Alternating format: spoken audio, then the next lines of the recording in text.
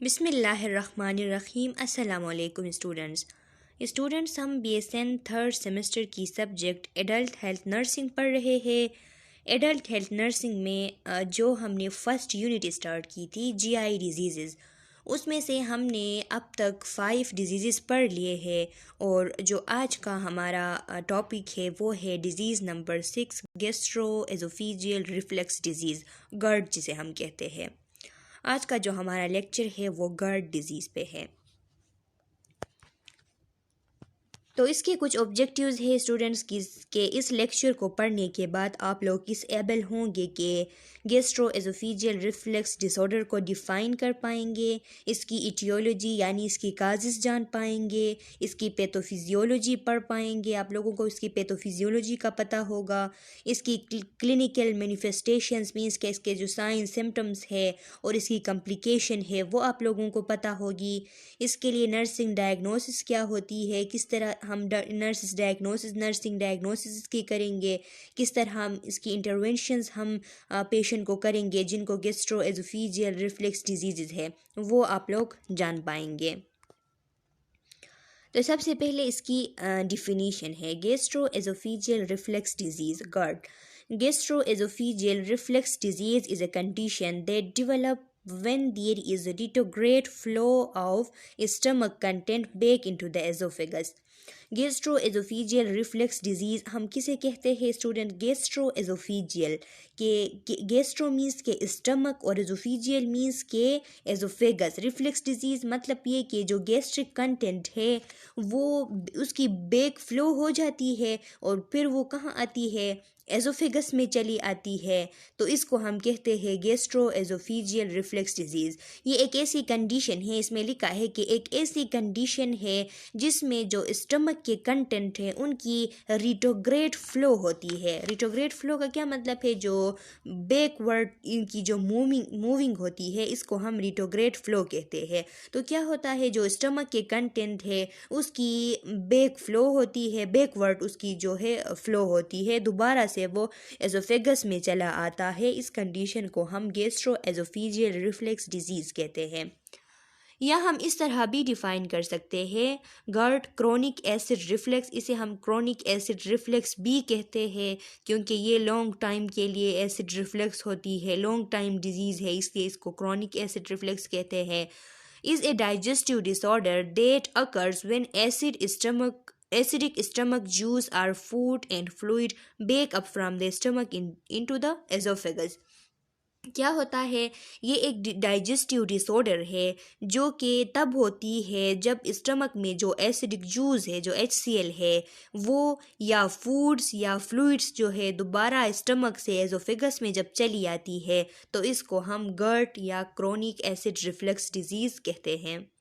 The term gastroesophageal refers to the stomach and esophagus। gastroesophageal किस लिए है? Stomach और एजोफेगस के लिए। Reflex means to flow back or return, और reflex का क्या मतलब है? बैक फ्लो होना या रिटर्न होना। तो ये इसमें जब स्टमक के जो कंटेंट है उनकी बैक फ्लो होती है, वो रिटर्न करके एजोफेगस में चले आते हैं, तो इस किस्म के डिसऑर्डर को हम गैस्ट्रोएजोफेजियल रिफ्लक्स डिजीज़ कहते हैं। Stages of GERD। इसकी स्टेजेस कौन सी है? GERD is broken down into different stages based on how serious your symptoms are and how often they occur। इसको टाइप्स में डिवाइड किया गया है, और वो किस बेस पे डिवाइड किया गया है कि सिम्टम्स जो है वो कितने सीरियस है और कितने हद तक जो है वो एसिड की जो फ्लो है वो हो रही है। मतलब ये कि स्टेज वन को हम माइल्ड गैस्ट्रोएजोफेजियल रिफ्लक्स डिजीज़ कहते हैं। इसमें क्या होता है? मिनिमल एसिड रिफ्लक्स अकर वंस और ट्वाइस ए मंथ। इसमें एसिड की जो रिफ्लक्स है, जो एसिड की बैक फ्लो होती है, वो बहुत कम होती है। मंथ में एक दफ़ा या 2 दफ़ा जो है एसिड की रिफ्लक्स होती है, दोबारा जो एसिडिक कंटेंट है वो एजोफेगस तक चले आते हैं स्टमक से, तो इसको हम कहते हैं माइल्ड गैस्ट्रोएजोफेजियल रिफ्लक्स डिजीज़। और स्टेज 2 क्या है? स्टेज 2 मॉडरेट GERD है, मॉडरेट गैस्ट्रोएसोफेजियल रिफ्लक्स डिजीज़ है। इसमें क्या होता है कि मंथ में 3 दफ़ा या 4 दफ़ा जो है रिफ्लक्स होती है एसिड की। सीवियर GERD है, सीवियर GERD में जो है ज़्यादा होती है। और जो 4th स्टेज है इसमें ये एक प्री कैंसरस या कैंसर स्टेज होता है, या प्री कैंसर स्टेज होता है, या कैंसर। वो इसलिए कि बार बार जब ये जो एसिड है वो एजोफेगस तक चली आती है तो एजोफेगस के जो लाइनिंग में जो टिश्यू प्रेजेंट होती है उसमें क्या होता है, उसमें मेटाप्लेजिया हो जाता है। वो चेंज हो जाते हैं अपने एक टाइप ऑफ सेल वहाँ पे जो है वो चेंज हो जाते हैं दूसरे टाइप ऑफ सेल से। और फिर क्या होता है, फिर उसके बाद ये मेटाप्लेजिया जो है ये कन्वर्ट हो जाता है डिस्प्लेजिया में। और डिस्प्लेजिया जो है वो एक प्री कैंसरस स्टेज होता है कि इसके बाद जो है कैंसर होने की जो चांसेस है वो ज़्यादा होती है। तो ये इसका 4th स्टेज है। यहाँ पे आप लोग देख सकते हैं स्टूडेंट्स के स्टमक का जो कंटेंट है वो ये जो नॉर्मल स्टमक आप लोगों को दिखाई गई है इसमें देख ले इसका स्फिंक्टर क्लोज होता है और स्टमक का जो कंटेंट होता है, जो गैस्ट्रिक कंटेंट होती है वो नीचे होती है। लेकिन जो गैस्ट्रोएसोफेजियल रिफ्लक्स डिजीज़ है इसमें देख ले, इसमें ये जो स्फिंक्टर है ये ओपन हुआ है और जो जितने भी स्टमक के जो कंटेंट है वो एसोफेगस तक चले गए हैं। इसको कहते हैं हम रिफ्लेक्स होना, गैस्ट्रिक के कंटेंट की रिफ्लेक्शन इसको हम कहते हैं। इसमें भी आप लोग देख सकते हैं students, acid and stomach content back up into the oesophagus. जो स्टमक के कंटेंट है, जो एसिड है, वो दोबारा से एजोफेगस में चले आ गए हैं। यहाँ पे स्टमक की कंट्रक्शन हुई है, देख सकते हैं आप, और इस वजह से जो है स्फिंक्टर ओपन हो गया है और कंटेंट जो है वो एजोफेगस में चले गए हैं। ये स्टेजेस आप लोगों को दिए गए हैं। स्टेजेस में दिया गया है कि कितने परसेंट जो है वो गर्ड जो है वो लोगों को सफ़र करता है क्वालिटी ऑफ लाइफ को। तो जो फर्स्ट स्टेज है उसमें क्वालिटी ऑफ लाइफ जो है वो गुड होती है, डाइट और लाइफ स्टाइल दोनों गुड होते हैं। फिर जो सेकंड स्टेज होता है उसमें भी गुड होती है, लेकिन उसमें जो डाइट और लाइफ स्टाइल होता है उसके साथ साथ जो है अपने मेडिकेशन भी लेनी होती है। जो थर्ड स्टेज होता है वो उसमें लाइफ स्टाइल जो है, क्वालिटी ऑफ लाइफ जो है वो लो हो जाती है। उसमें मेडिकेशन के साथ साथ कोई गैस्ट्रोएसोफेजियल रिफ्लक्स डिजीज़ के लिए जो स्पेशलिस्ट होते हैं उनसे कंसल्टेशन करनी पड़ती है, उनसे मशवरा लेनी पड़ती है। फिर जो फोर्थ स्टेज है वो एक बेड स्टेज होता है, बेड क्वालिटी ऑफ लाइफ होती है। उसमें मेडिकेशन के साथ साथ सर्जरी भी करनी होती है। ये एक या तो कैंसरस स्टेज होता है या प्री कैंसरस स्टेज होता है। Etiology of gastro-oesophageal reflux disease. अब इसके काजेज़ के, ये जो गैस्ट्रोएसोफेजियल रिफ्लक्स डिजीज़ हमने पढ़ा कि ये किस तरह होती है, तो अब ये क्यों होती है, इसकी वजह क्या है। तो लिखा है gastro oesophageal reflux happen when the lower oesophageal sphincter is weak और relax when it shouldn't. This lets the stomach content flow up into the esophagus. Gastro-oesophageal reflux तब होता है जब ये जो लोअर एसोफेजियल स्फिंक्टर है ये जब या तो ये वीक हो जाती है या तो ये उस वक्त रिलैक्स हो जाती है जिस वक्त इसको रिलैक्स नहीं होना होता। स्टूडेंट्स, जो जितने भी स्फिंक्टर है इनकी नॉर्मल फिजियोलॉजी ये होती है, ये कंट्रैक्ट रहते हैं, और जब इनको हमारे नॉर्मल फिजियोलॉजिकल नीड के लिए रिलैक्स होना पड़ता है तब ये रिलैक्स होते हैं। फॉर एग्जांपल, अभी मैं खाना नहीं खा रही हूँ तो मेरा जो लोअर एसोफेजियल स्फिंक्टर है वो क्लोज्ड है, कंट्रैक्टेड है। जब मैं खाना खाने बैठ जाऊँ तो उस टाइम जब निवाला अंदर जाता है, निवाला एसोफेगस में पेरिस्टालसिस मूवमेंट के थ्रू नीचे चला जाता है, तो फिर ये स्फिंक्टर जो है ये रिलैक्स हो जाती है, और इसके रिलैक्स होने से जो मेरा निवाला था, जो मैंने इंगल्फ किया था, वो स्टमक में चली जाती है। लेकिन इसके बरअक्स यहाँ पे गैस्ट्रोएसोफेजियल रिफ्लक्स डिजीज़ के वक्त क्या होता है, ये जो स्फिंक्टर है ये एक गलत टाइम में, जब इसे रिलैक्स नहीं होना था, जब इसे कंट्रैक्ट रहना था, उस टाइम जो है ये रिलैक्स हो जाती है, या तो बहुत ही वीक हो जाती है कि अपने कंट्रैक्शन को ये बरकरार नहीं रख पाती। तो उस टाइम जो स्टमक के कंटेंट है वो बैक फ्लो करके एजोफेगस तक चले आते हैं। तो इसकी एक वजह जो है वो या तो weakness of the lower oesophageal sphincter है, या उसकी उस वक्त रिलैक्सेशन जब उसे रिलैक्स नहीं होना था। तो ये दो वजह है। इसके अलावा being overweight or having obesity, अगर कोई लोग जो है वो ओवरवेट या उनमें ओबेसिटी है, ओबीस लोग हैं, उनको भी जो है गार्ड हो जाती है। तो उनको क्यों हो जाती है? ये जो ओबेसिटी का इसके साथ क्या ताल्लुक है स्टूडेंट्स? ये इसलिए होता है कि ये लोग जो ओबीस होते हैं, इनका जो बेली होता है, जो इनका एब्डोमेन होता है, जो इनका बेली, ये क्या होता है, ये बड़ा होता है, उसमें फैट ज़्यादा होते हैं। तो इसकी वजह से स्टमक में प्रेशर ज़्यादा होती है, नीचे एब्डोमेन के ऊपर फैट ज़्यादा होने की वजह से स्टमक में प्रेशर ज़्यादा पड़ती है, और स्टमक में प्रेशर जब ज़्यादा पड़ती है तो स्टमक कंट्रैक्ट हो जाती है, और उस कंट्रक्शन होने की वजह से जो एजोफिलोवर एजोफिजियल स्फिंक्टर है वो ओपन हो जाती है, रिलैक्स हो जाती है, और ऊपर जो है कंटेंट ऊपर चले जाते हैं एजोफेगस में। बीइंग प्रेगनेंसी है, प्रेगनेंसी इसलिए कि प्रेगनेंसी की वजह से भी स्टमक के ऊपर प्रेशर जो है वो बढ़ जाता है। लोअर एब्डोमेन में जो है प्रेशर ज़्यादा हो जाती है, तो वो प्रेशर स्टमक तक भी आ जाती है, जिसकी वजह से गैस्ट्रोएसोफेजियल रिफ्लक्स डिजीज़ हो जाती है।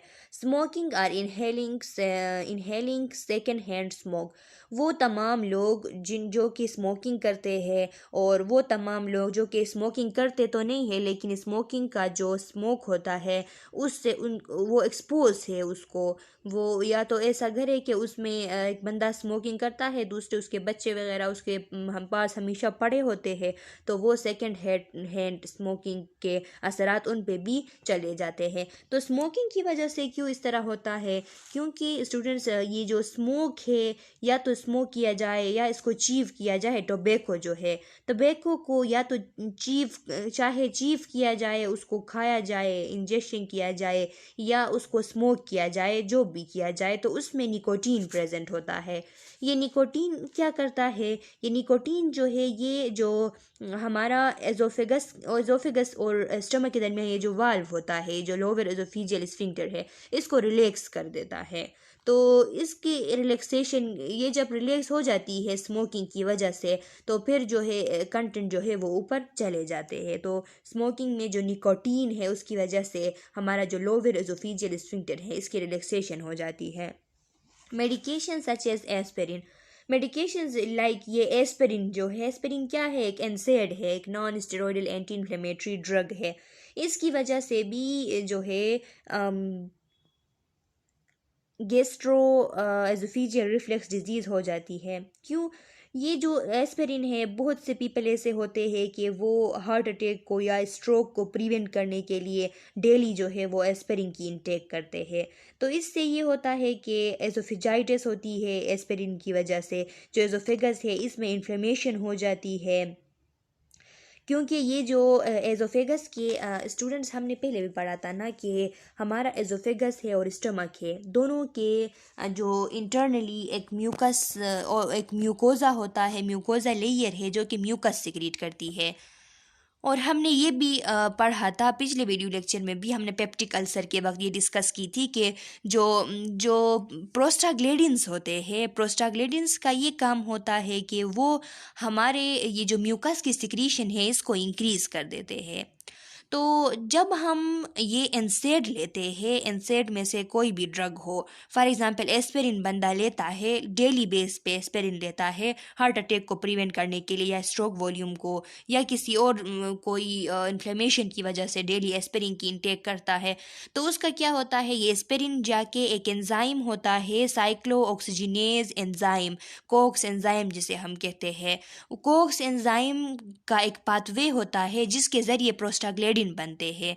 तो ये एस्पिरिन जाके उस कोक्स एंजाइम को इनहिबिट करता है। जब वो कोक्स एंजाइम इनहिबिट हो जाती है तो फिर प्रोस्टाग्लैंडिन नहीं बनते, और जब प्रोस्टाग्लैंडिन नहीं बनते तो यहाँ एजोफेगस के लाइनिंग से और स्टमक के लाइनिंग से जो म्यूकस की सिक्रीशन होती थी वो कम हो जाती है, वो रिड्यूस हो जाती है। और जब वो रिड्यूस हो जाती है तो एजोफेगस के जो वाल है वो वहाँ पे जब एसिड आती है तो वो बिल्कुल क्या होती है? ख़राब हो जाती है और एसिडिटी जो है वो ज़्यादा हो जाती है, क्योंकि प्रोस्टाग्लैंडिन म्यूकस सीक्रेट करते हैं, तो म्यूकस की वजह से ये थोड़ा इसकी न्यूट्रलाइजेशन हुआ करती थी, बाइकार्बोनेट इसमें मौजूद थे। अब ये नई सीक्रेट हो रही है, तो ये जो गैस्ट्रोएसोफेजियल रिफ्लक्स डिजीज़ होती है ये अकर होती है इस वजह से। Eating large meal or eating at late night. Late night खाना या जो है लार्ज मील्स लेना, मील्स के ज़्यादा ईटिंग करना, तो ये भी इसकी वजह से भी स्टमक में प्रेशर ज़्यादा होती है। लेट नाइट को खाना खाने से इस तरह होता है कि लेट नाइट को जब बंदा खाना खाता है तो जल्दी सो जाता है, तो जब वो जल्दी सो जाता है तो वो प्रेशर जो है स्टमक पे आ जाती है, जो एब्डोमेन का प्रेशर होता है, तो इस वजह से जो है गैस्ट्रोएसोफेजियल रिफ्लक्स डिजीज़ हो जाती है। और ऐसे लेटे रहने से ये जो एसोफेजियल स्फिंक्टर है ये भी थोड़ा लूज हो जाती है, जिसकी वजह से एसिडिक कंटेंट जो है वो एसोफेगस तक चले आते हैं। फैटी और फ्राइड फूड, ये जो फैटी फूड या फ्राइड फूड है इनकी इंटेक की वजह से भी जो है गैस्ट्रोएसोफेजियल रिफ्लक्स डिजीज़ होता है। वो क्यों होता है?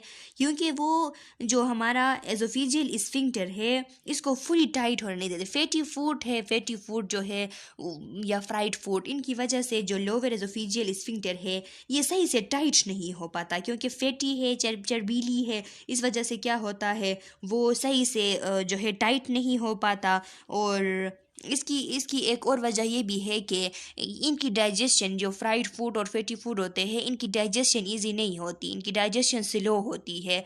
तो इनकी डाइजेशन जब स्लो होती है तो स्टमक में प्रेशर ज़्यादा होता है, तो इस वजह से गैस्ट्रोएसोफेजियल रिफ्लक्स डिजीज़ हो जाती है। Drinking beverage such as alcohol, मशरूब इस्तेमाल करना जैसा कि अल्कोहल जो है, इसकी वजह से भी गैस्ट्रोएसोफेजियल रिफ्लक्स डिजीज़ होता है। वो इसलिए होता है क्योंकि ये जो है जो स्टमक में इरिटेशन और इन्फ्लेमेशन काज करती है अल्कोहल। जब स्टमक में इरिटेशन और जो है इन्फ्लेमेशन काज होती है तो फिर ये जो लोअर एसोफेजियल स्फिंक्टर है इसकी फंक्शन इम्पेयर हो जाती है, और जब इसकी फंक्शन इम्पेयर हो जाती है तो अगर गैस्ट्रोएसोफेजियल रिफ्लक्स डिजीज़ एक हद तक, एक माइल्ड हद तक पेशेंट को थी तो वो बिल्कुल वर्सन हो जाती है और सेकेंड या थर्ड स्टेज को पहुंच जाती है। अच्छा स्टूडेंट्स, क्या है यहाँ पे भी आप लोगों को डायग्राम के साथ जो है वो काजेज़ यहाँ पे शो है। ओबेसिटी की वजह से देख ले, मेडिकेशंस की वजह से, फूड, ये जो फ्राइड फूड है इनकी वजह से, स्मोकिंग की वजह से, और जो लोअर एसोफेजियल स्फिंक्टर है इसकी मल फंक्शनिंग की वजह से क्या होता है, गैस्ट्रो एसोफेजियल रिफ्लक्स डिजीज़ होती है। इनके अलावा जब ये जो एलियस है, जो लोअर एसोफेजियल स्फिंक्टर है, इस ये जब डिसफंक्शन हो जाए तब भी ये डिजीज़ होती है। गर्ड, जब एजोफेगस में इरिटेशन हो जाती तो इससे भी होती है। हाइटल हार्निया जब होता है, जब हाइटल हार्निया होता है, ये जो हमारा लोअर एसोफेजियल स्फिंक्टर है ये खुल के स्टमक का पार्ट जब एसोफेगस तक चली आती है तो इसके साथ साथ जो स्टमक में कंटेंट है वो भी चले आते हैं, तो हाइटल हार्निया की वजह से होता है। जो मोटिलिटी डिसऑर्डर्स होते हैं, मोटिलिटी डिसऑर्डर्स मीन्स के हमारे सेडेंट्री लाइफ स्टाइल है और बंदा बिल्कुल लेटा रहता है तो उसके गैस्ट्रिक मोटिलिटी नहीं होती, और गैस्ट्रिक मोटिलिटी नहीं होती तो स्टमक पे प्रेशर बढ़ जाती है और प्रेशर बढ़ने की वजह से गैस्ट्रो एसोफेजियल रिफ्लक्स डिजीज़ होती है। Pathophysiology of gastro-oesophageal reflux disease. अब इसकी पैथोफिजियोलॉजी क्या है? जिन लोगों को गर्ड हो जाती है तो इससे उनके नॉर्मल फंक्शनिंग पे क्या असर पड़ते हैं? तो लिखा है in appropriate relaxation of lower oesophageal sphincter. जब गर्ड हो जाती है तो क्या होता है, ये जो लोअर एसोफेजियल स्फिंक्टर होता है इसकी इन अप्रोप्रिएट रिलैक्सेशन हो जाती है, मतलब कि गलत वक्त पे इसकी रिलैक्सेशन हो जाती है। इम्पेयर्ड एसोफेजियल क्लियरेंस, और फिर एसोफेजियल क्लियरेंस नहीं होती। एसोफेगस में जो कंटेंट है वो स्टमक तक नहीं जाते, बल्कि स्टमक से जो कंटेंट है वो दोबारा एसोफेगस में चले आते हैं। इम्पेयर्ड म्यूकोजल डिफेंसिव फैक्टर्स, जो हमारे म्यूकोजल में जो डिफेंसिव फैक्टर्स होते हैं उनका इम्पेयर्ड होना। मतलब ये कि जो म्यूकस लेयर होता है उसमें डिफेंसिव फैक्टर होते हैं ना, बाइकार्बोनेट वहाँ पे होते हैं, जो कि जो एसिड होता है उसको क्या करते हैं, HCl को उसको ये स्टमक के जो वाल है उनको ख़राब होने नहीं देते, अपना डिफेंस करते हैं। तो जब वो इम्पेयर हो जाते हैं, म्यूकस की सिक्रीशन नहीं होती, तब गैस्ट्रोएसोफेजियल रिफ्लक्स डिजीज़ होती है। डिलेड गैस्ट्रिक एम्पटिंग, अगर गैस्ट्रिक एम्पटिंग टाइम जो है वो डिलेड है, मीन्स के फ्राइड फूड वगैरह अगर खा लिए है तो वो जल्दी से जो है स्टमक एम्प्टी नहीं होता। हाइटल हार्निया अगर है तो फिर इसकी वजह से भी क्या होता है, गैस्ट्रोएसोफेजियल रिफ्लक्स डिजीज़ होती है। डिलेड गैस्ट्रिक एम्पटिंग, अगर ये वही लफ्ज़ है कि गैस्ट्रिक एम्पटिंग जो है अगर डिले हो जाए। यहाँ पे डायग्राम के साथ वही बातें जो है आप लोगों को बताई गई हैं। GERD pathophysiology, abnormal lower oesophageal sphincter. सबसे ज़्यादा ये है कि अगर पैथोलॉजी, अगर एक डिज़ीज़, अगर एक डिसऑर्डर ये जो लोअर एजोफेजियल स्फिंक्टर है इस पे आ जाती है तो फिर GERD हो जाती है। लोअर एजोफेजियल स्फिंक्टर के पैथोलॉजी की वजह से, इसमें डिज़ीज़, इसमें ख़राबी आने की वजह से जो है हमारा जो फिजियोलॉजी होता है एजोफेगस और स्टमक का, वो ख़राब हो जाता है और फिर GERD हो जाती है। किस तरह लिखा है, functional frequent transient LES relaxation, इसके फंक्शन में जब चेंजेस आ जाती है, बार बार जब एजोफेगस जो है वो रिलैक्स हो जाता है, जबकि इसे सॉरी एजोफेगस नहीं, एजोफेगस में जो स्फिंक्टर है लोअर एजोफेजियल स्फिंक्टर जब बार बार रिलैक्स होता है, जबकि इसको इस तरह रिलैक्सेशन नहीं होना चाहिए, तब जो है GERD हो जाती है। मैकेनिकली भी होती है, जैसा कि हाइपोटेंसिव एलियस। अच्छा स्टूडेंट्स, अब हमारे जो मसल है, जो भी कंट्रक्शन वाले मसल्स जो है उनमें टेंशन का होना बहुत ज़रूरी है। उनमें अगर टेंशन नहीं होगा, टोनिसिटी उनमें कम होगी, तो फिर जो है वो रिलैक्स होंगे। अभी जब ये हाइपर टेंशन है लोअर एजोफेजियल स्फिंक्टर में, तो ये कंट्रक्ट रहेगी। इसके बरअक्स अगर यहाँ पे हाइपोटेंशन आ गया, हाइपोटेंसिव हो गया, यहाँ पे जो है इसकी टोनिसिटी में कमी आ गई, तो फिर ये रिलैक्स रहेगा, ये अच्छे से कंट्रैक्ट नहीं हो पाएगा। तो ये वजह है कि जिसकी वजह से गैस्ट्रोएसोफेजियल रिफ्लक्स डिजीज़ होती है। फूड्स की वजह से कॉफ़ी, अल्कोहल, ये क्या करते हैं, ये इसके सिम्टम्स को और बढ़ाते हैं। मेडिकेशंस जैसा कि कैल्शियम चैनल ब्लॉकर हो गए, कैल्शियम चैनल ब्लॉकर, इनकी वजह से क्या होता है, इनकी वजह से जो एलियस का प्रेशर है वो डिक्रीज़ हो जाता है। मतलब कैल्शियम चैनल ब्लॉकर की वजह से क्यों, कैल्शियम चैनल ब्लॉकर जो है वो मसल्स में कंट्रक्शन को कम कर देते हैं, कैल्शियम के चैनल को ब्लॉक करके। जब मसल की कंट्रक्शन के लिए कैल्शियम जो है वो मस्ट होता है, तो कैल्शियम जब ब्लॉक हो जाती है, कैल्शियम के चैनल जब मसल्स पे ब्लॉक हो जाते हैं तो मसल्स रिलैक्स हो जाते हैं। और वो लोग जो calcium channel blocker for example heart problems के लिए यूज़ करते हैं, या जो है मुख्तलिफ़ किस्म के डिसऑर्डर्स होते हैं जिनके लिए कैल्शियम चैनल ब्लॉकर यूज़ किए जाते हैं, जब ये वो लोग ये यूज़ करते हैं तो इसके साथ साथ उनको GERD होता है। वो इसलिए क्योंकि ये उन मसल के साथ साथ, हार्ट के मसल के साथ साथ, यहाँ पे लोअर एजोफेजियल जो स्फिंक्टर है इसकी भी रिलैक्सेशन कर देते हैं। इसके अलावा हाइटल हार्निया जब हो जाती है तो इसकी वजह से ये स्फिंक्टर जो है अपने अपने फंक्शन को इंटेक्ट नहीं रख पाती, जिसकी वजह से GERD हो जाती है। इंक्रीज एब्डोमिनल प्रेशर अगर हो गया, अगर एब्डोमेन में जो है प्रेशर इंक्रीज हो जाती है, चाहे वो ओबेसिटी की वजह से हो, प्रेगनेंसी की वजह से हो, या गैस्ट्रिक वॉल्यूम ज़्यादा होने की वजह से हो, ओवर ईटिंग की वजह से, जो भी हो, इनकी वजह से भी GERD जो है वो हो जाती है। क्लिनिकल मैनिफेस्टेशन में क्या है स्टूडेंट्स, GERD के symptoms of gastro-oesophageal reflux disease में include a burning sensation in your chest, heartburn जिसे हम कहते हैं। इसकी जो सिम्टम्स है वो क्या होगी, हार्ट बर्न होगी, चेस्ट में बर्निंग सेंसेशन होगी, रीगर्जाइटेशन होगी, जो एसिडिक कंटेंट है वो दोबारा से जो है एजोफेगस में चले आएंगे, वहाँ से मौत तक चले आएंगे। इसके अलावा पायरोसिस हो जाएगी। पायरोसिस भी हम किसे कहते हैं, एजोफेगस के अंदर जब बर्निंग सेंसेशन हो जाती है, हार्ट बर्न के लिए भी हम पायरोसिस लफ्ज़ इस्तेमाल करते हैं। यहाँ पे लिखा है जब एजोफेगस के अंदर बर्निंग सेंसेशन होती है तो इसे हम पायरोसिस कहते हैं। हाइपर सलाइवेशन हो जाता है। हाइपर स्टूडेंट्स, ये हाइपर सलाइवेशन का इस तरह है कि जब शुरू में जब गर्ट डिजीज़ स्टार्ट होती है तो शुरू में हाइपोसलाइवेशन होता है, सलाइवा की सिक्रीशन कम हो जाती है, लेक ऑफ सलाइवा होता है स्टार्ट में, क्योंकि जो है ये कम होती है गैस्ट्रोएसोफेजियल रिफ्लक्स डिजीज़। तो वहाँ पे जो सलाइवरी ग्लैंड्स है वो अपने सिक्रीशन को रोक देते हैं।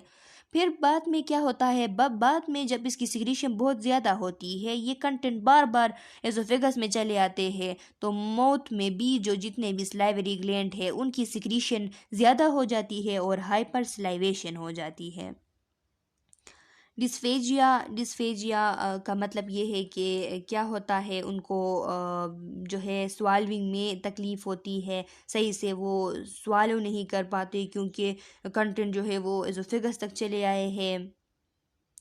डिस्पेप्सिया होता है, इंडाइजेशन होती है, बदहज़मी होती है। एसोफेजाइटिस, एसोफेगस में इन्फ्लेमेशन होती है, चेस्ट पेन होती है।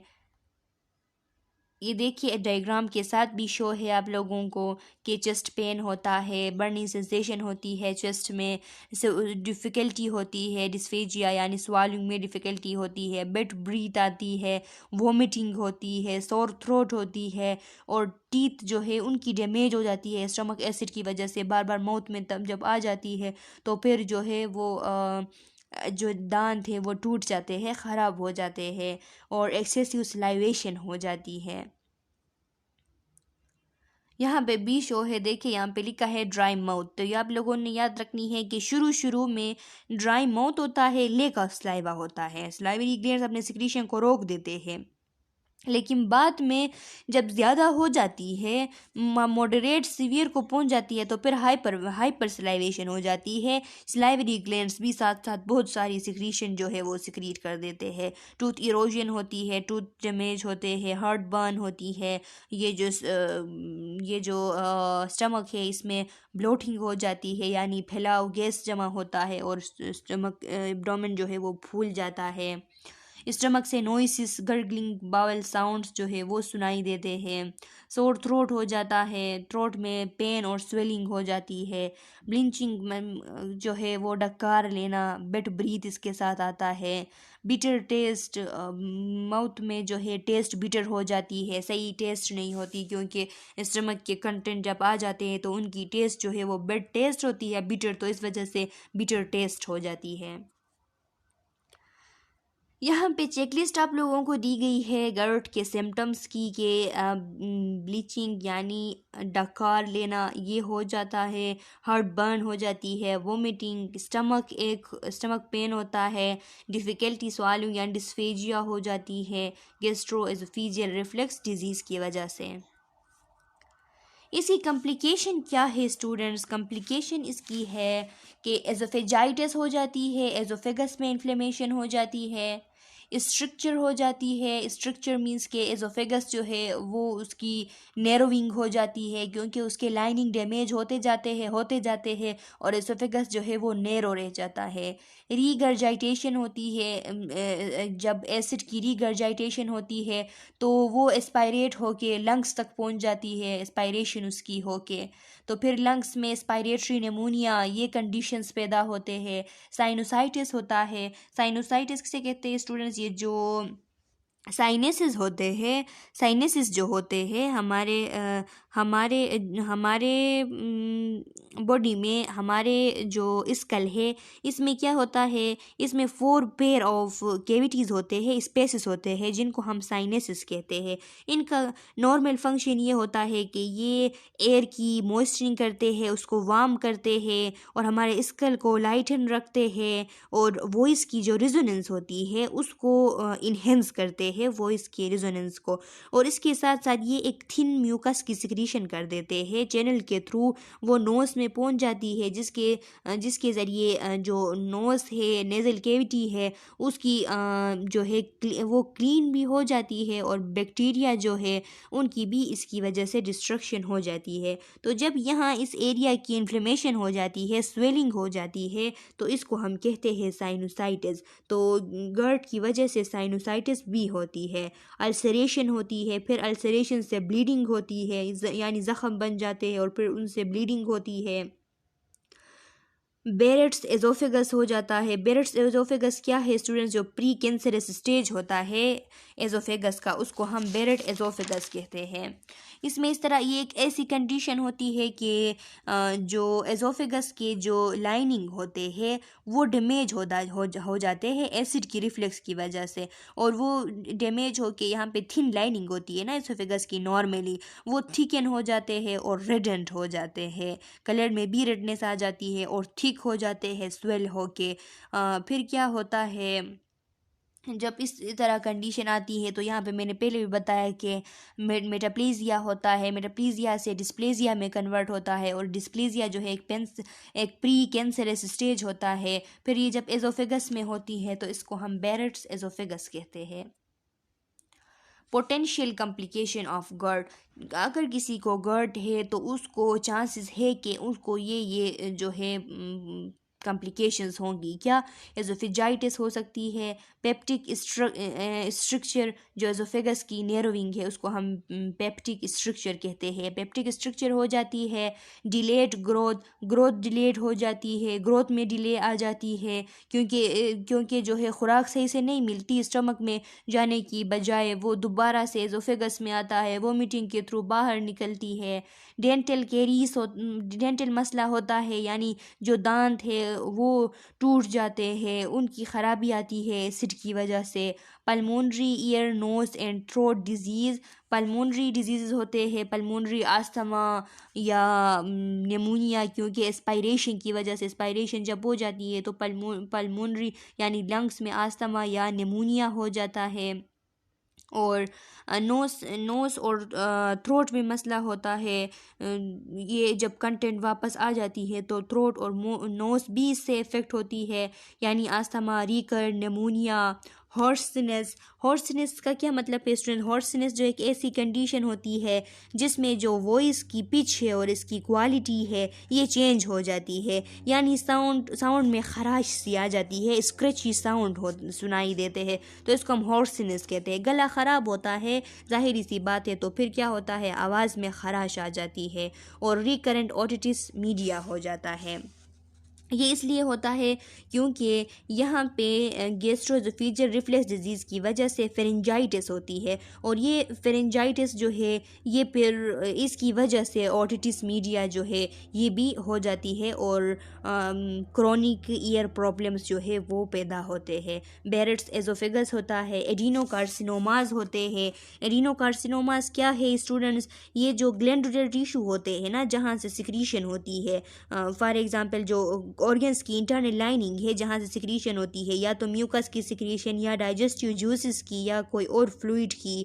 ख़ास करके ये जो है ये जितने भी ऑर्गन्स होते हैं जहाँ पे म्यूकस की सिक्रीशन, म्यूकस लाइनिंग है, इनमें जब कैंसर आ जाता है जब ग्लैंडुलर टिश्यू में, तो उसको हम कहते हैं एडिनोकार्सिनोमास। फॉर एग्जांपल मोस्ट कैंसर जो है ब्रेस्ट के, पेंक्रियाज के, लंग्स के, प्रोस्टेट के, कोलोन के, एजोफेगस के और स्टमक के, इनको हम क्या कहते हैं? एडिनोकार्सिनोमास कहते हैं, क्योंकि यहाँ पे इनकी जो लाइनिंग होती है या तो वो डाइजेस्टिव फ्लूइड सिक्रीट कर रही होती है, या म्यूकस या कोई और जो है फ्लूइड सिक्रीशन कर रही होती है, और जब इन एरियाज़ की कैंसर हो जाती है तो इसको हम एडिनोकार्सिनोमास कहते हैं।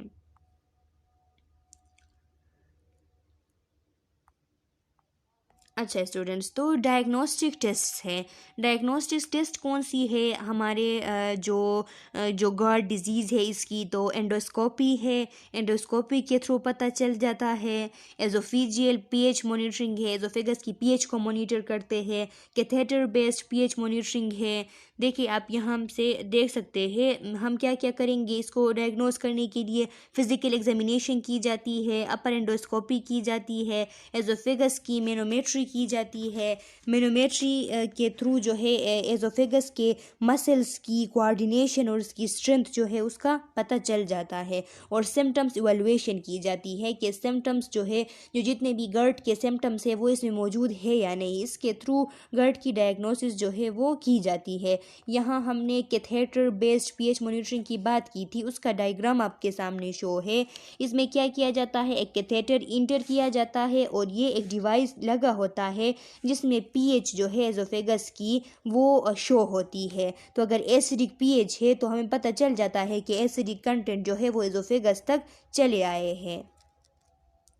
अच्छा स्टूडेंट्स, तो यहाँ तक काफ़ी है, आप लोग यहाँ तक पढ़ लिए। अगर कोई क्वेश्चन है, इसमें कोई मसला है, कोई इशू है, तो आप लोग पूछ सकते हैं कमेंट सेक्शन में, अपना क्वेश्चन डाल लें। मैं नेक्स्ट वीडियो लेक्चर में आप लोगों को आपके क्वेश्चन का आंसर करूँगी। और नेक्स्ट लेक्चर में हम इसका जो बचा हुआ हिस्सा है वो कंटिन्यू करेंगे। तब तक के लिए अल्लाह हाफिज़।